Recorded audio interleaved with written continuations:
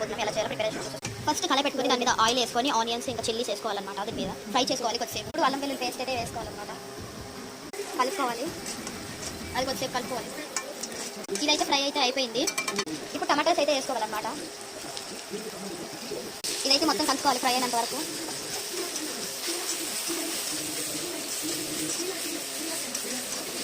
ఇప్పుడు సాల్ట్ అయితే వేసుకోవాలన్నమాట. టమాటాస్తో వేగడానికి సాల్ట్ వేసుకోవాలి. ఇప్పుడు మనం పసుపు అయితే వేసుకోవాలి ఫ్రై అవ్వడానికి. కడిగి పెట్టుకున్న చేపలు, ఉప్పు, కారం, పెరుగు, పసుపు ఇంకా ధనియా పౌడర్ అయితే వేసుకొని బాగా కలుపుకోవాలన్నమాట. పెట్టుకొని ఉంచుకోవాలి. కొంచెం కలుపుకొని ఫ్రై అయిన తర్వాత మనం చింతపండు చారు పెట్టుకున్న చారు వేసుకోవాలి. ఆల్రెడీ కలిపెట్టుకున్న చింతపండు చారు అయితే ఇప్పుడు టమాటా మగ్గిన తర్వాత వేసుకోవాలన్నమాట. ఇది తీసుకోవాలన్నమాట. ఇప్పుడు మనం చారు అయితే వేసుకోవాలన్నమాట. మనం కలిపెట్టుకున్నది చింతపండు ఇప్పుడు కలుపుకోవాలన్నమాట. వాటర్ అయితే యాడ్ చేసుకోవాలి, పులిపి పోతుంది కాబట్టి కలుపుకోవాలి. కొంచెం చారు అయితే వేసుకోవాలి. చారు అయితే మరుగుతుంది. ఫిష్ అయితే వేసుకోవాలన్నమాట. ఫిష్ అయితే మూత పెట్టేసుకోవాలి.